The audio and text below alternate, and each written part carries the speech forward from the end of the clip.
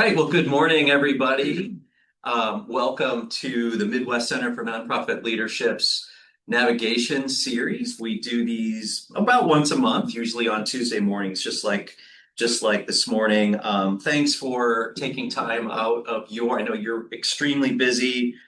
We host these really just to bring nonprofit leaders together, live for just conversations about interesting topics and we try to bring in really interesting and leaders from the nonprofit and the civic community. Just a quick advertisement, the Midwest Center, which I'm sure most of you know, is a resource for the entire nonprofit sector around Kansas City, mostly in Kansas City, but certainly we serve people all over the region. We are really focused on educational courses, consulting projects, and research. And more recently, we're trying to bring nonprofit leaders together to give them space just to be together and help each other through what I know are really hard times right now. This morning, I am thrilled and delighted to welcome Patrick Sallee, who has been with United Way as their president and CEO for 4 months today. So it's Patrick's 4-month anniversary. He started on February 9th of 2026. Prior to serving as the CEO at United Way, he was the president and CEO of Vibrant Health, a federally qualified healthcare center in Wyandotte County, Kansas City, Kansas. He has been a thoughtful and courageous leader throughout his career, and he even wrote a book called The Solitary CEO. I think that was published in 2022. Yep. So that's been 4 years. I know I used that in classes at when I was a professor at William Jewell, and even had Patrick come in and speak to classes. And I've always valued my friendship and connection with him. But today our conversation is really going to just focus on Patrick's transition into his role as the CEO of United Way of Greater Kansas City, just kind of get some impressions. I know he's still early in his tenure, has not figured everything out, but this will give him a chance to kind of share some of his thoughts, his wisdom, and kind of where he's at today as the new CEO. I'm going to spend about 35-40 minutes just asking basic questions, and then certainly would invite you to submit your questions via the chat. We have Cindy Lawfer here who will track those, and then we'll take questions for about the second half of the session. Patrick has committed to responding to questions afterwards if we don't get to them, so we will track your questions. So put your questions in the chat. Make sure you include your email address as well, so we can make sure Patrick can respond to you. So with that, please join me in welcoming Patrick Sallee as our guest this morning. Thanks for having me. So absolutely, thank Be you. here. Well, I'm just going to start just to kind of have you tell us about who you are. Where'd you grow up? I love asking the questions as a college professor who teaches nonprofit leadership. Were you the kid in kindergarten who said, I want to be the president and CEO of United Way? Or what did you want to do when you were growing up? So I grew up in Oklahoma. My parents worked in higher ed for their careers, so we had a couple of different moves. But I grew up in Oklahoma, lived in Iowa for a while, went to college back in Oklahoma for undergrad, went to UMKC for grad school, which brought me to Kansas City, and have been here in the nonprofit sector since. I certainly didn't grow up thinking about the sector as a role or as a career. Kind of got into that through sort of a general studies degree, sort of broad emphasis areas, but got into it later, after college and on the fundraising side, and just really have a love for the sector and passion for what we're doing across a range of organizations. So came to it late, but have really enjoyed it. Yeah, well, most of us did. We didn't really plan on this. The nonprofit sector just sort of showed up, and many of us answered that call. So thank you for doing that. And I have known your father for many years. He was the president at William Jewell, Dr. David Sallee, and just an awesome human being. So just tell us, since you've been here for 4 months, I mean, what were some of the biggest, or have there been any surprises for you since you started? That's a good question. I don't know that I have any real surprises. I've been really excited by the team we have at United Way. We have a really committed board of directors and great leadership group on that board. We have really strong staff that are committed to the work and committed to the sector and passionate about what we do.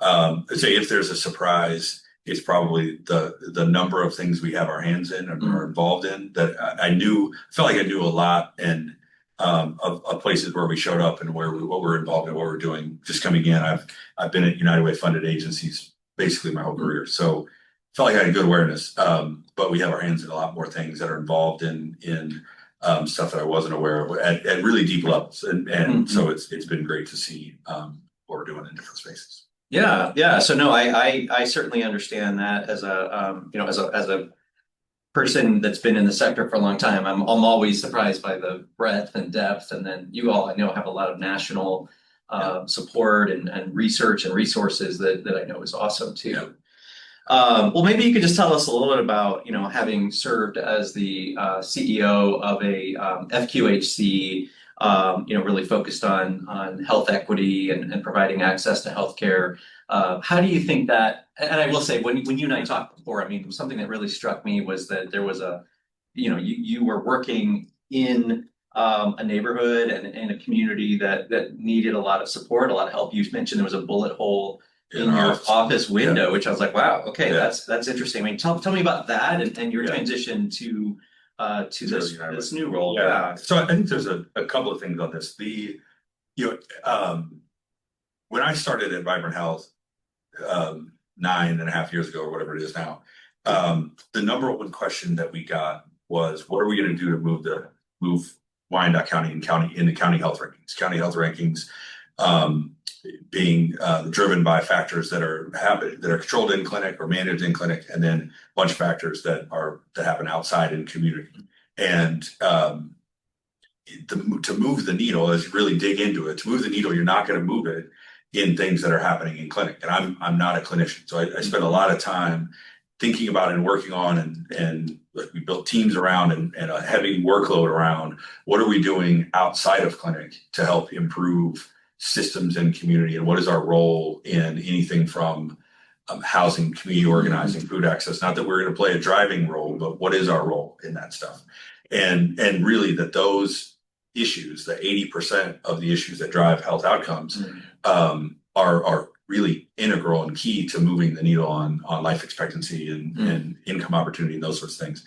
And so for me, the United Way opportunity and the work we're doing at United Way is really focused on that 80%. So there's this logical progression in sort of depth and focus on system level stuff that moves the needle for health in that transition. So it's a totally different business model. FQHCs are driven by philanthropy, government funding, pharmacy revenue, patient revenue, and United Way is driven by grant funding and philanthropy exclusively. So different business models, but really, in my opinion, working on the same sort of thing. We're trying to improve lives of people in the community. Yeah, no, I get it. I mean, the social environment surrounding individuals is so important with regard to healthcare. So yeah, it's a natural evolution for you to say this is kind of that 80% of what we were trying to focus on, and certainly this is United Way, of course, spreads across Kansas and Missouri, right? How many counties do you serve? We have 7 counties in our main service area, and then we have 23 counties that we serve through the 2-in-1 program. Yeah. So you're taking a step in terms of like a much broader mission and more comprehensive, which I think makes a lot of sense. And I can see how that was I can see that transition really, really well. So I know you've only been here 4 months, but where do you think you've spent? I mean, when we talked earlier, you talked a lot about listening and really trying to be out in the community. I mean, how have you done that? And what are your thoughts around, what have you learned, if anything, so far? I've learned a lot. I've learned that one, there is a significant amount of history, which is known. I mean, we've been around more than 100 years. So there's a lot of people who tie their perspective United Way to historical lens on how we've done things. And then depending on what connection you have, there's other targeted specific things that people sort of latch onto or grab onto and how they really view United Way. And I would say across the board, it's a really positive feedback that I get in these conversations. But I've tried to be very intentional about splitting time between board member conversations, internal meetings, nonprofit sector conversations and corporate business partner Mhm. donor conversations, just to make sure I'm trying to get an even perspective from all of the different stakeholder areas. So I'd say universally it's positive with sort of opportunities for us to maybe think about some things differently or where specific groups have a perspective. And so it's been really interesting to see what people latch onto in terms of their perspective of United Way. Yeah. But it's all really, really positive. Good. And I think the sector-wide feedback has been really positive with some questions around sort of where we're going. And I think we've got a lot of work to do to figure out a very targeted strategic plan in the coming months. Yeah, yeah, and we'll talk more about that. And I know enough about United Way to know that the previous president and CEO did do some internal, made some internal shifts that I think were positive. Oh, yeah. Probably made your job. You were able to maybe focus on other areas. Maybe you could just sort of summarize some of the things that changed and shifted before you started. Yeah, I think the previous leadership, which include, I can give a huge amount of credit to our executive team and staff that have been around the last 4 or 5 years. There was a big shift internally in how what we're focused on, how we're thinking about things that has really been strong over the last 4 or 5 years. There's some functional things we changed from the amount of grants we were doing to like switching to Impact 100, dropping designation fees on donations from an individual who designated pass through to to an organization. There used to be an admin fee, which we eliminated 4 or 5 years ago. Some of those functional changes that have been made. I think when Chris came in, there was a real focus on driving revenue. I think it's across the country, United Ways are struggling with how to manage and think about employee-based campaigns, fundraising campaigns, as we've historically done. Some United Ways in different communities have gone away from it entirely. Some have kind of repositioned it a little bit. But I think every United Way is wrestling with how does this work in a different technology world than we had 20 years ago. And we're no different. And so the team with a significant focus on revenue generation for the purpose of putting that money to use in the sector, right? So there's been a great turn in how we've raised money, which we want to build on and keep doing.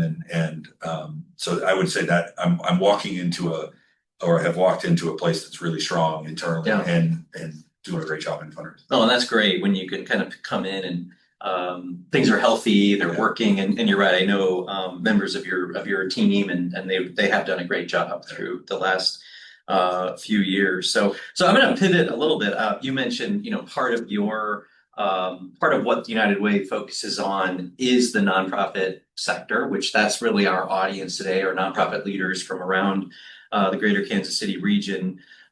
Maybe you could just say from the United Way standpoint, from your perspective, what do you see as some of the greatest strengths about our nonprofit community here in the Kansas City region? Yeah.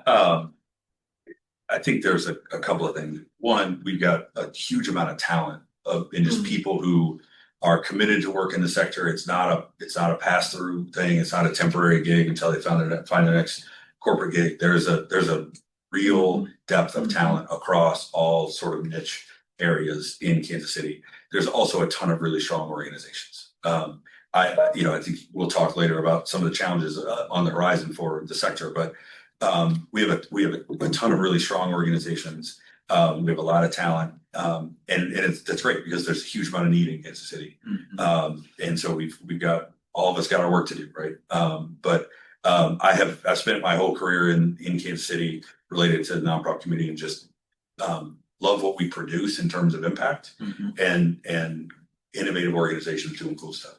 I love your answer. I couldn't agree more. I spend, half my day meeting with nonprofit leaders, and you're right. I mean, people are invested. They spend, decades. I think it's interesting because people don't necessarily like you, I mean, we didn't choose nonprofit leadership, but we found ourselves here. And then sort of once we find it, it's like, okay, I'm going to stay. And yeah, it's not about climbing a ladder or moving to another city. I mean, having been in higher ed like your dad, I mean, you moved around a lot as a kid, moved with your dad as he moved from Oklahoma to Iowa. I didn't even know he was in Iowa, but and then finally to Kansas City. So I totally agree that most people are pretty much here, and I think it's great. United Way I know a lot of big organizations like yours brings in somebody from the outside. Like, we need somebody from New York or California to run big organizations. So I think it's great that your board recognized local kid, a local guy. Yeah.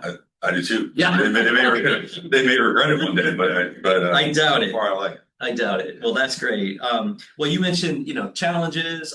Clearly there's a lot. And you mentioned some things to me, and I won't say what they were, and if you don't remember them, I can remind you. But you mentioned a couple of things. I was like, wow, that's great. I want to be sure you mentioned those this morning. But what do you see as some of the greatest challenges in this moment that we're in? Um, well, I say a lot of stuff, so I hope some of it's I'll remind you. The thing you said, I was like, oh, that's good. That's the, good. I think we're at this really challenging moment of where philanthropy is wrestling with what does its future look like, whether that's specific individual foundations or individual donors, but as a collective, there's just a lot more questioning of what is the role of philanthropy and how do people go about it.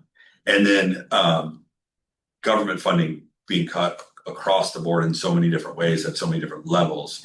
Those things coming together right now are creating some interesting challenges where, as an example, I think there's a lot of organizations that start conversations with philanthropy based on a government grant or something that was cut. And that's the entry point of the conversation or the pitch, and it may contain other things, but there's a core to it that is, we lost this federal money or we lost the state money or whatever it is. And during COVID and other prior times where we had sort of emergency, funders have stepped up and foundations, the donor community has stepped up to try to tackle those things, but they've been a little bit more narrow than it is now. Mm-hmm. And now it's so broad that foundations can't do that. Right. And so the language around that is escalating a little bit, in my opinion, from being casual or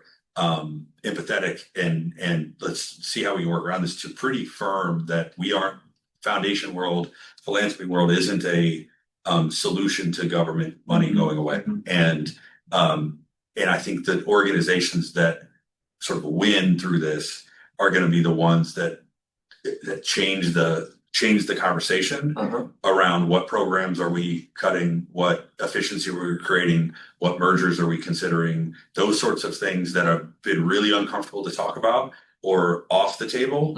I think though the organizations that lean into that side of all this are going to see a lot of support come their way, because I think that's what I've heard way more conversations in the last 4 months about there being too many nonprofit organizations than I've heard prior. And it hasn't come up the way it comes up now. And I used to hear it only from corporate partners. And now I hear it from nonprofits.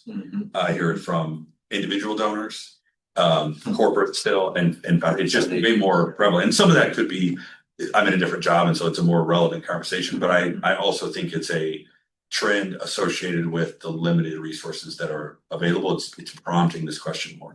So my personal opinion is that the organizations that lean into those conversations are going to find ways to thrive, because philanthropy and donors are going to come behind that, versus just hey, we got to maintain everything we have today and we lost these millions. And I think it's a different case. No, and you went exactly to where you and I talked earlier, and I think what you said directly was the advice you would give would be to nonprofits approaching foundations is not to lead with, we've been cut by $1 million, we need you to fund us by $1 million, because foundations are just overwhelmed, they're sick of that. Which I thought was great. It's a conversation every day. That they're receiving from every, it's not one niche thing of healthcare. Healthcare had this cut, and so we've got to scramble. It's everybody.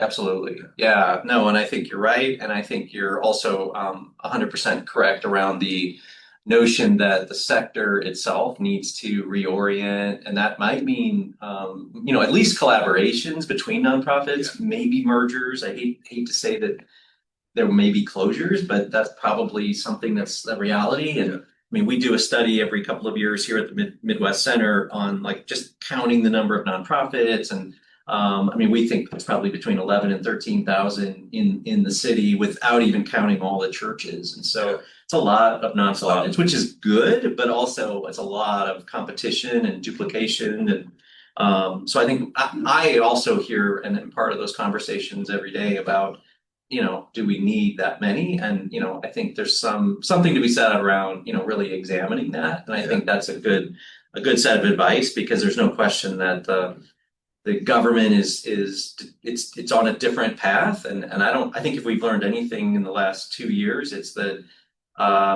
we can't count on government. I think we were able to for decades and decades, and now it's like, okay, we can't just assume the federal funding will continue because it's not currently, and maybe it will in a couple of years, and then it'll turn off again. So that uncertainty creates a lot of issues, and at a time where we're all trying to serve more people. Well, and I think the other thing I would add would be that my hope for the sector and Kansas City, and I think United Way can be supportive role in some of this, is that this turmoil and challenge we're facing now drives innovation, not fear that we just force a shrinking of the same, but thinking innovatively about things. So as an example, you get, if you think about nonprofits in scope and size and how they're supported, there's a significant number of smaller nonprofits that are led by people of color that have access to limited resources for a variety of systemic reasons that we could have a whole other conversation. Right, yeah. But it's very real and very important. And so I wouldn't suggest we think about this as have these conversations around the smaller ones should just fold and should go away automatically, and bigger ones should absorb them, and that staff should go away or whatever. It shouldn't be dominated that way. There needs to be more thoughtfulness around who's running what programs and what people are involved and what's important, because representation of people being served is incredibly important and is part of this. So I hope that it leads to innovative ways to think about organizational structure and finance, as opposed to let's just cut programs that are duplicative. Absolutely. Yeah, absolutely. And I think you're right that,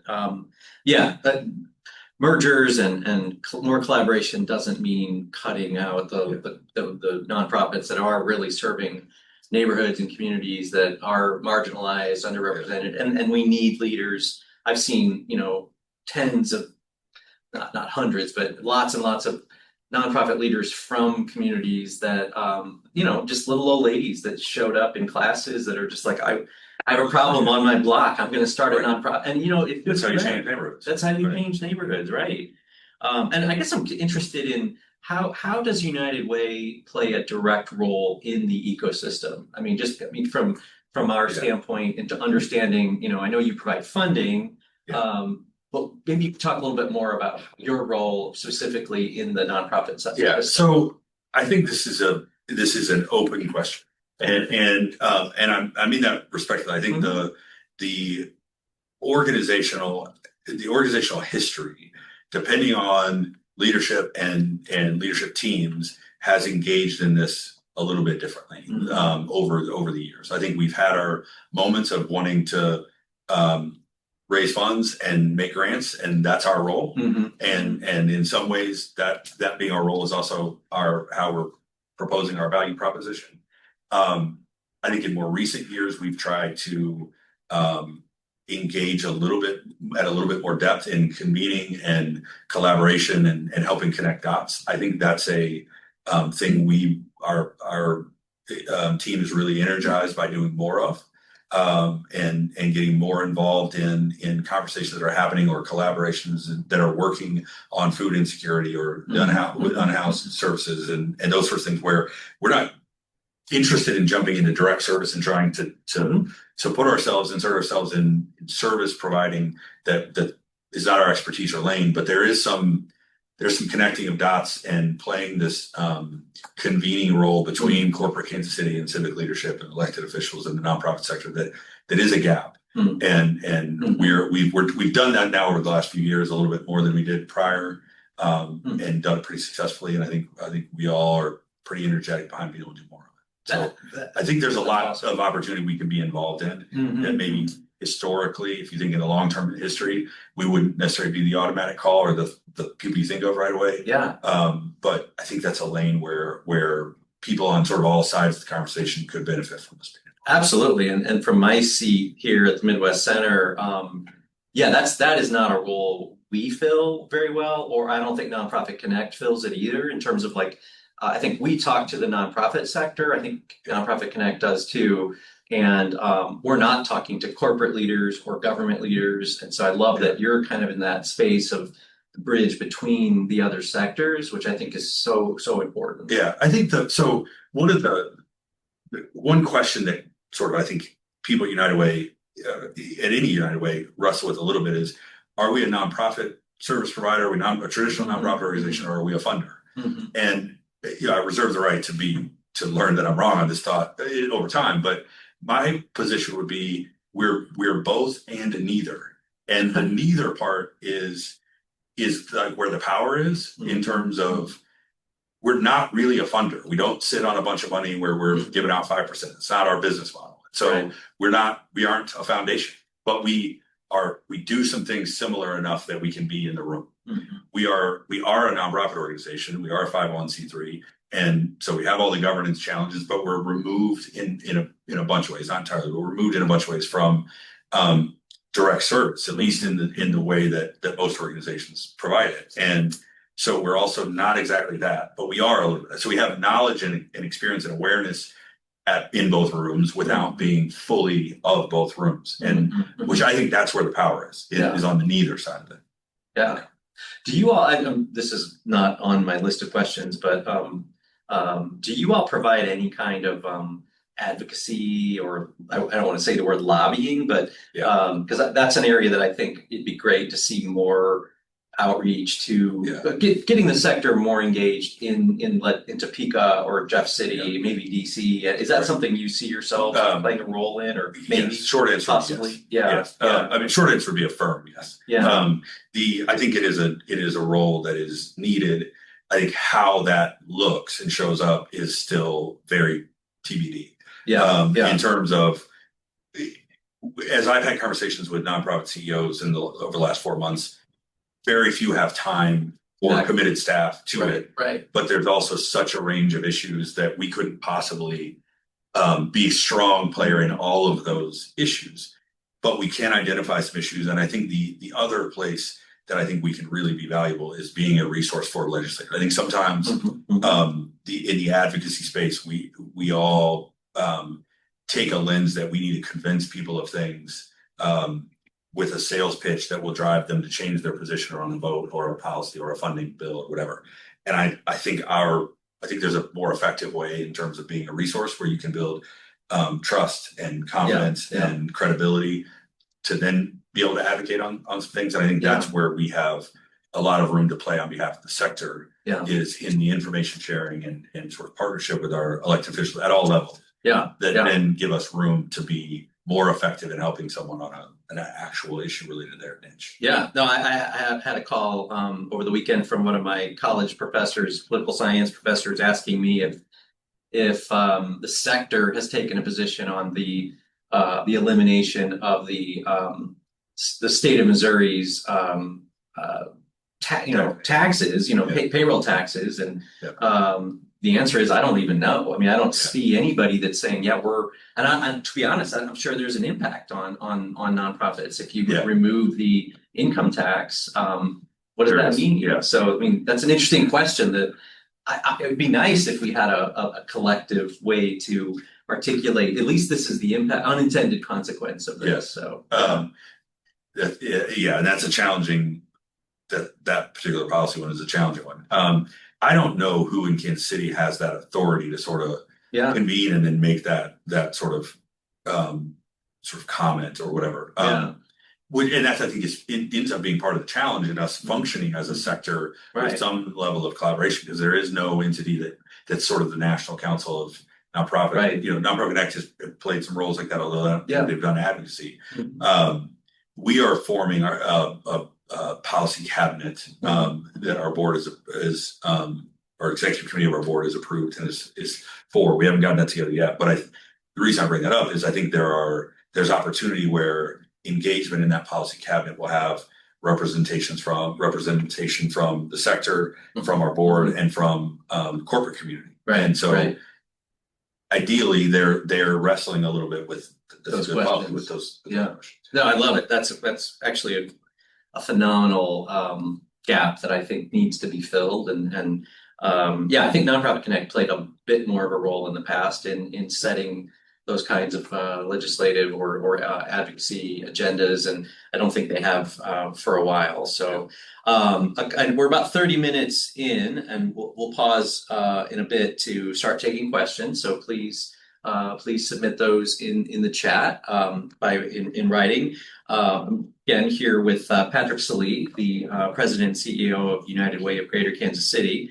One of the things we talked about earlier were the social determinants of health. Yeah. Kind of the 80% of people you saw at Vibrant Health in Wyandotte County, or 80% of the things you were dealing with had nothing to do with direct healthcare, clinical services.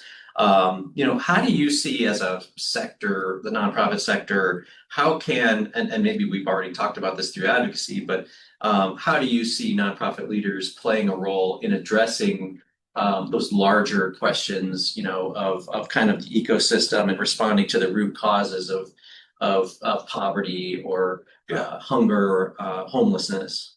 I think so. I think the challenges are really, really deep, and most organizations, ourselves included, many, many times, are so focused, as they should be, on the immediate need. Yeah. And so the rub ends up being, and this was our rub at Vibrant, as I've talked to leaders of other organizations, it's a significant amount of their friction around being the support for the thing that's the need that's right in front of us, and needing to be thinking about upstream issues and what impacts this and what creates this problem. The way we talked about a couple of ways at Vibrant, and I think is relevant to the sector as a whole. Yeah.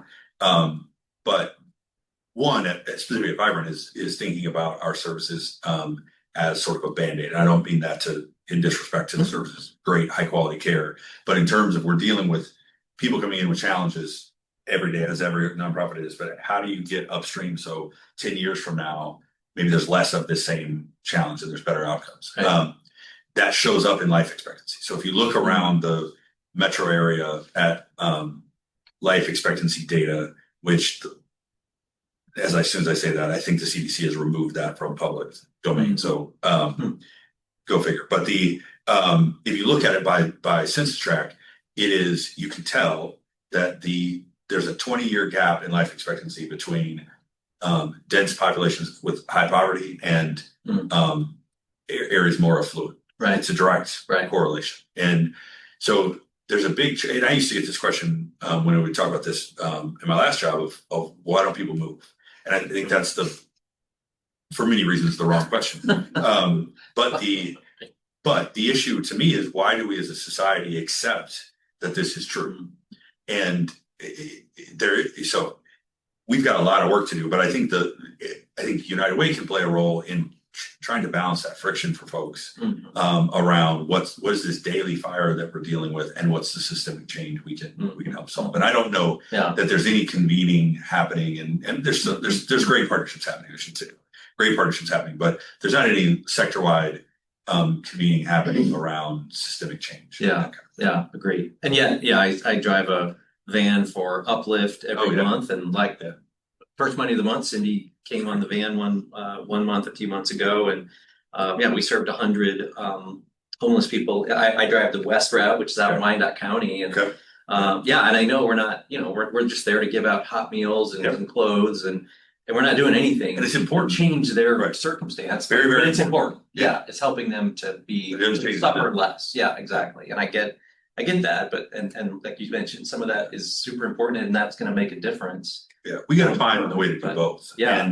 and so several of us attended a United Way Worldwide Advocacy Conference maybe a month ago, and one of the speakers made a comment that I think is completely spot on and incredibly well said, related to the importance of policy and are playing a role in this.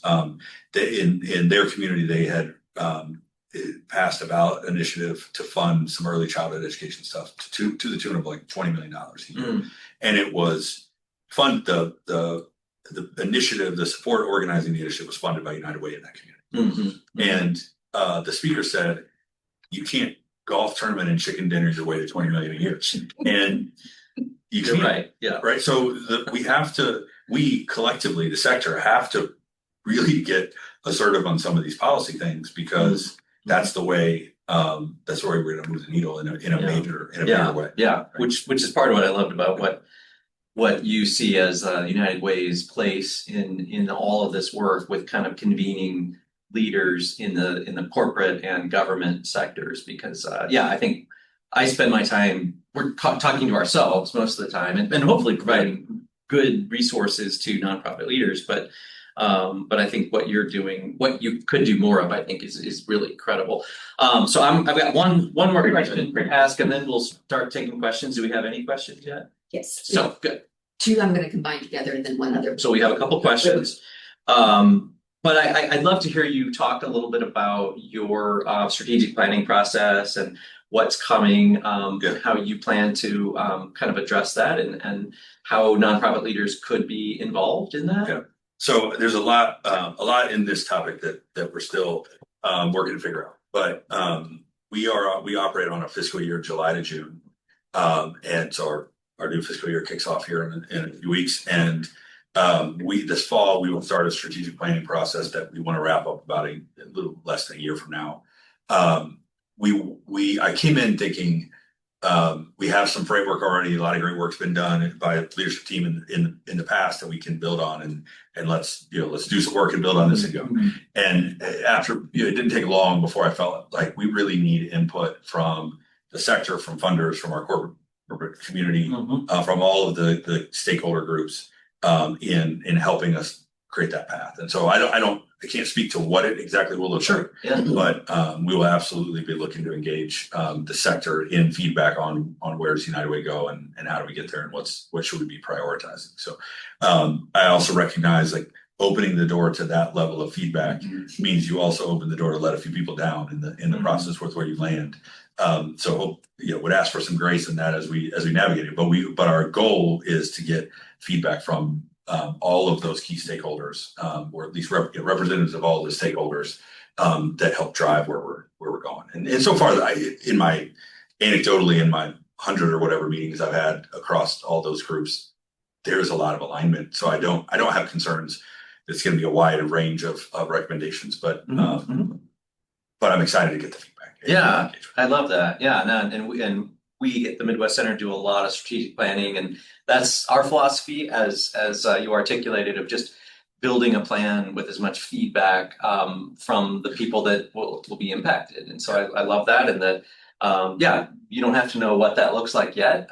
You're talking about doing it this fall, but yeah, that's exciting. And I know you're intentionally trying to spend a lot of time going to meet nonprofit leaders in their space, wherever that might be in the city, and which is also nice. Yeah, I think there's personally, there's just I grew up career-wise in the sector and have a lot of love for what's happening, and there's a degree of connection and mission focus that helps from going to tour places with people and visit about what's going on in their space. And people are busy, so I see way more in other people's offices than I do in mine. So that's my goal is to get out and see a lot. Which is a commitment, because we talked earlier. I live in Brookside, you live in Liberty, and I used to drive to William Jewell every day, and that's a 40-minute drive. Or if you're going out to Lee Summit or Western Wyandotte County, it's a good 30-45-minute commute. So it takes a chunk of your day to get out. It's worth it. There's only a few potholes to jog. Only a few. All right. Well, let's start with Cindy, if you want to pitch the first combined question. So you've been talking quite a bit about philanthropies changing and things like that. So there's a couple of questions in that vein of sort of what United Way's role may be, how you see them in the future. One is around the businesses have a lot of different ways to gather their employees' funds these days. And so how do you see that? And then also, what role can you play in helping to get more in-kind donations along with the cash from corporations? Okay. So the first part is increasing corporate engagement. Is that the first part of the question? Yeah, with it being not increasing, but just it's different now. That there's corporations have many other ways besides United Way to gather their money from their employees. And so what is the role of United Way now? Okay, got it. Yeah, sorry. Yeah, I mean, I think that question is a challenge we're wrestling with every day and trying to figure out. I think that we can make it very easy on organizations. We also companies. We also have a lot of personal engagement and touch. That sort of, if they're thinking about switching from, or if they're thinking about how they do an employee giving effort, if they want to find a software to do that, that's great. But it's not going to have the personal touch that we have. It's not going to have the local connections that we have. It's not going to have the opportunity in experiences and volunteerism and those other kind of things that we can work with them on to execute. That's more of a total corporate social engagement approach than just how do you want to process payroll deduction to have an amount of money to give away. And so we have a lot of companies that lean into all of those aspects. And so I think that's, in terms of value to the company over a technology platform, I think those are the biggest. That's an uphill battle that we're working on every day. I think the other thing that's really, really important and is that the sector engage with us and so that we can engage with companies. Like showing up if we bring a volunteer group to our office to do something, it's relatively limited in options because we're not providing direct service. And so there's a huge amount of value in what we can bring to the sector through the volunteer connections. I think in-kind contributions is an interesting question that that comes up in some of our corporate partner meetings. I would defer to others in the office and how often that is a topic, but it is an interesting idea for I think there's some United Way folks on the call. So if there was, maybe one of them can better answer this question than me, but I think it is a good takeaway for me on, is there a resource way we could provide, we could know what companies are interested in providing and make it available or aware or whatever. There's potentially a role there, but there may be a very solid reason that we already have it under control or it's not doable. So I would tread really lightly on my answer with that question, but seems like it is a note I will ask about for sure. The Impact 100, you mentioned that. When does that cycle open for applications, and is that the only way to become a partner with United Way? So that process opens in the fall. I want to say early September. Applications due later in the fall. Screening process from, let's say, November, December through the first part of the year, where we have more than 100 volunteers involved and reviewing, and a lot of talent and expertise and volunteers involved in doing that. So there's a great process there, but it opens in the fall. One of the things I think we've done historically is a lot of the engagement opportunities where we take a company to a nonprofit, or we highlight nonprofits on a company campaign waymaker panel, conversation with their employees. Those kind of things have been limited to Impact 100 recipients. And I would say our development team and community impact leadership has made a change going into this new year that that we would not just limit it to those. So there are opportunities. I should have been prepared with, and I can follow up with you on it. Who could someone reach out to raise their hand of being interested? But we are very much looking to broaden how we're engaging in those kind of opportunities with people who aren't just grant recipients. I think there's a couple of things I would say that I think are important. How I'm thinking about this, how we're thinking about this is everybody wants to have friends and partners who mention their name positively in rooms they're not in. I think that's in a lot of ways our job, and so that's an example where being on the Impact 100 list shouldn't be a deal breaker of, do you go on a corporate visit where we're talking about what's going on in the sector and highlighting those things. That's just a great opportunity to showcase other organizations doing really important work. The second thing I would say is we want our work that we do every day to be felt I don't expect it to be felt every day, but felt regularly by the sector that it feels like, hey, the United Way is doing work that advances our cause, even if it's indirect and it's not about a grant process that we were or weren't involved in. I think that's very limiting in terms of our value to the sector, and I think our value goes way beyond and can go way beyond grants. And so we are thinking about all that and how we make some of these decisions. So before you go to the next question, that we don't have any more questions. Maybe you could just do a little infomercial on. Yeah. I mean, I think most people know what the Impact 100 is, but just for those who don't, maybe just say what Impact 100 is and what it does. So it's a grant process by which when we raise campaign dollars, there's a healthy chunk of those dollars that are designated by the donor, and those go 100% out. And so that shrinks the number. Our campaign dollars also fund the 211 program, which is critically important to help people get daily needs met. And then we have remaining dollars that we can make grants with. And so there's an application process. And we throughout the review process, we identify the sort of top 100 applications, and they get a grant. What's the average grants that are made, or do you know? I don't know. Yeah. Okay. And that Impact 100 is newish, right? It's last 4 or 5 years, and I would say it's a more targeted effort than historically we probably gave to 150, 60, 70 type organizations across. And, at the height of United Way Kansas City campaign in 2010 or whatever, 2008, we were, I think our campaign was $30 million, $35 million. Our campaign last year was 18, which is up from where it had hit a plateau prior to the current team being there. And so we're working our way back up. Right, but it is a little bit more targeted in that 100 number, and even some of the areas are a little bit less broad than it was before. Okay, great. Okay, from Chuck Sailors, assuming you know Chuck, at CDO or CDC. What's your thoughts on connecting corporations and their employees to nonprofits through volunteering experiences, and what are the outcomes that you hope to see from those kinds of experiences? My thoughts are it's a critical part of what our development team and our community impact team currently do.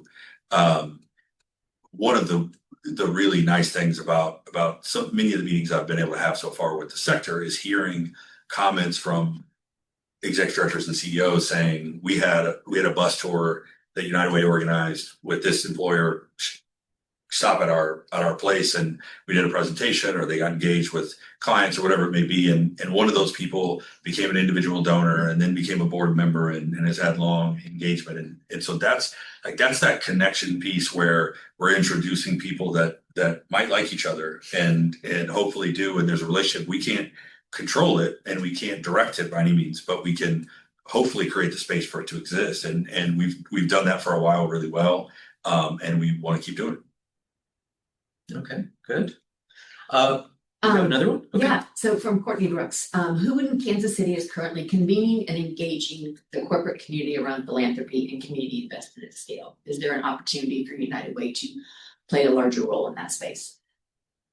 It's a really interesting question. Remember how you said you wanted any question? Yeah. All the questions. So I think there's a good part of the answer that is I don't know who's convening the corporate sector. I think probably everybody knows that we have in Kansas City at times silos in each one of these areas, meaning the nonprofit sector gets together and talks about things, and the corporate giving sector group gets together and talks about things, and foundations get together, and sometimes that diagram is just 3 circles, and sometimes there's a little bit more overlap. I think that yes, I would really be interested in United Way helping in that capacity. I also think that there's a degree and a balance of, are we invited to the table to be that convener versus trying to sort of insert ourselves as a convener in a room we haven't been asked to be in.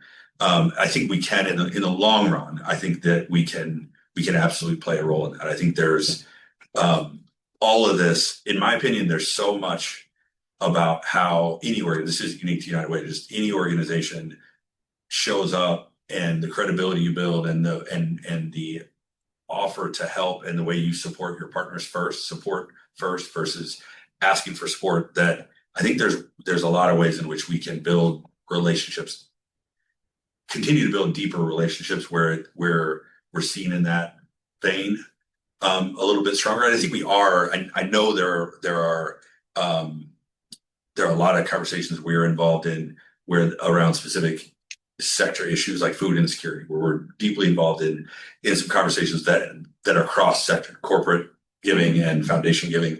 But the question was specific about sort of the corporate space that I'm not certain on that specific side.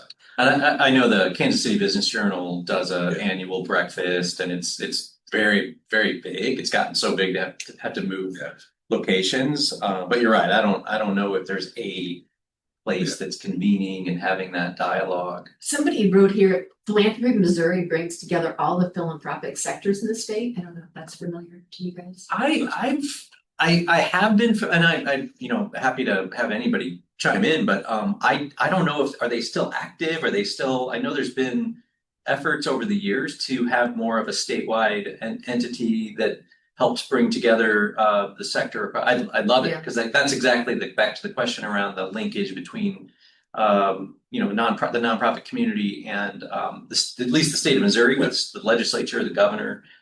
Maybe our congressional delegation, but that's a great question. Are they still active? Or do they have an agenda that they're pursuing? Because I need to be involved in it if they are. Yes, we're still active. Thank you, Marshall. That's awesome. Okay, I need to look into that. Okay, thank you for that. Could you share your contact information in the chat or privately to? We've got because from the Okay. registration. So Yeah, that's good. One thing I wanted to ask, this just me, but I was kind of involved with the Catalyst grant a few years ago. And I'm just wondering what the next edition of that is, or how, if there's not another edition, how maybe what you would you deem from that project and how to help that sector. And you described some of those people earlier. Right. So I think it is sunset for now. In terms of the funding source we had, didn't renew. And so that in the specifics in the way it was described and run and operated and funded doesn't exist today. I think if you were to talk to staff at United Way, I think there's a lot of passion around that specific population and how are we supporting the sector as a whole. I would say that our hope is that on the back end of strategic planning, we will have sort of what is our lane in this. I mean, I think when you think about the need in Kansas City and you think about all the organizational dynamics from just size to leadership to assets funds and those things, there's a bunch of ways you could slice and dice how we best use the money that we raise. And I think we're wrestling a little bit with that to have the most impact. So I think everyone at United was disappointed we're not renewing that, but that's where it is. we have a question about, does United Way have a program to assist LLCs to become a 501c3? We do not currently. No, you all might. We don't either. We don't either. No, we talked to them about some other things about starting the nonprofit. Yeah, starting a In fact, nonprofit. next week we have a session in Coffin. Okay, yeah. But not about that specific. They might check Nonprofit Connect. I don't know. That's a great question.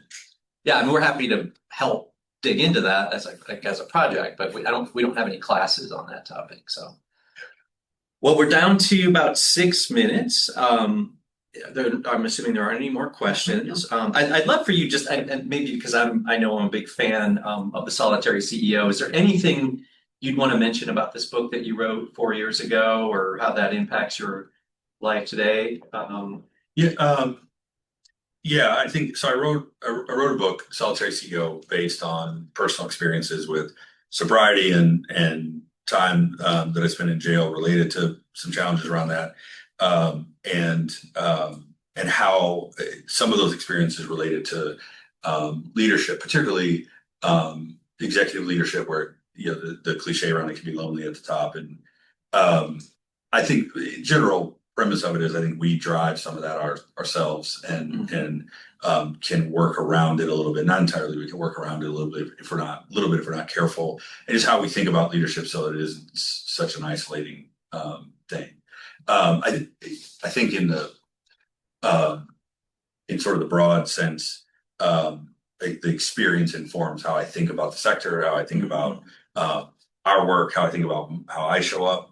there's general underlying experiences there that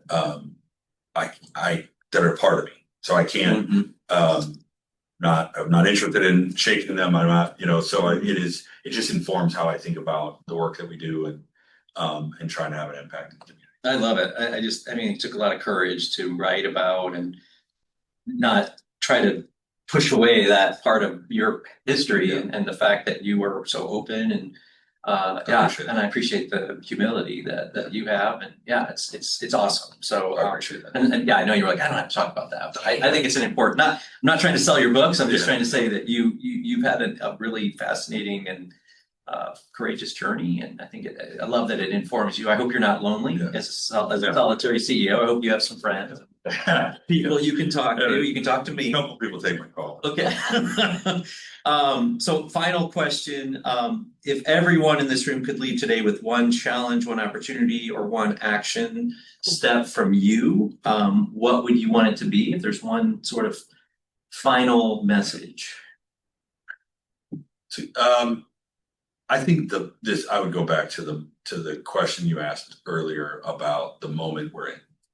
And I think we talked about this some at United Way, and we talked about this when I was at Vibrant. I think that we're just in this really unique situation politically, financially, the economics of all this, and there's just so much harm being done to people and so much at risk that I think, and this isn't easy because I think I will say this, but also with a massive disclaimer that I have to remind myself of the same thing. But I would challenge people to think about the stuff we get to do, meaning that we get to do this work at an incredibly important time. Not that there's ever been a time to coast in the sector, or that it's ever been easy, but we get to do this really hard work at a time when it is in absolute turmoil of a society and so many bad things happening, so many challenges in front of us, that it almost throws out the rule book of how things have been done in the past, and we get to write it for the future, and we get to do that. And so I think it's be bold and think about it from that lens, and how can we do this together, because we get to write the future. That is awesome. What a great message we get to. And I've heard that many times in my life, and I'm always inspired by, things that are hard. We get to do these things, and it's by choice and hopefully part of our own professional callings and journey. And thank you for inspiring us with that. We are at the end of our time this morning. Thank you, Patrick, for, I know when I first asked you, you were like, well, I don't know what I'm going to say. I don't know what I would have to say, or I don't know we're figuring all this stuff out. I just love that you were, if you didn't know, you said, I don't know. I mean, that's okay, because you're so new, and you maybe hopefully know where the bathroom is at your office, and you figured out some of that. But we really appreciate you and your leadership and the vision that you have for the entire community. And I love how you see United Way as that bridge between the corporate, government, nonprofit space. I think that's so important. I will put a plug in. We will have our next session will be in July, and we got an exciting session planned. Our next navigation session will focus on, we have a new leader at Nonprofit Connect, and a leader who's been at Support Kansas City, and myself. We're going to talk about what do all three of our organizations, the Midwest Center, Nonprofit Connect, and Support Kansas City, what do we all do in this space? Because there's a lot of confusion. There's confusion for me about what do we do? What does Nonprofit Connect do? And we're going to have Precious Stargell facilitate a conversation with the three of us, and hopefully unpack for all of us what we all are doing and how we can do that better. And United Way certainly fits into that conversation as well. We're more of the education group, which is something that I didn't hear you say that you're not going to start classes for nonprofit leaders. That's good. Yeah. Okay. Okay. All right, Patrick. Thank you all for joining us this morning. Have a wonderful Tuesday. Yeah, thank you. Thank you.